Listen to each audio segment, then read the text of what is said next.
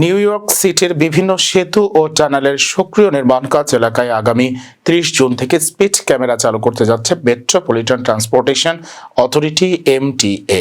নির্মাণ শ্রমিকদের নিরাপত্তা নিশ্চিত করতে এই উদ্যোগ নেওয়া হয়েছে। এমটিএ জানিয়েছে, নির্ধারিত গতিসীমার চেয়ে 10 মাইলের বেশি গতিতে গাড়ি চালালে প্রথমবার সতর্কবার্তা দেওয়া হবে। এরপর প্রথম অপরাধে $50, দ্বিতীয়বার $75 এবং পরবর্তী প্রতিটি অপরাধে $100 জরিমানা গুনতে হবে। জানা গেছে, Bronx, Whitestone bridge, Queens Midtown tunnel, RFK bridge, Verrazzano Narrows bridge সহ বেশ কয়েকটি সেতু ও টানেলের নির্মাণ এলাকায় এই ক্যামেরা বসানো হবে। তবে এসব জরিমানাকে নন মুভিং ভায়োলেশন হিসেবে গণ্য করা হবে, ফলে চালকদের ড্রাইভিং রেকর্ড বা বীমার উপর এর কোনো প্রভাব পড়বে না।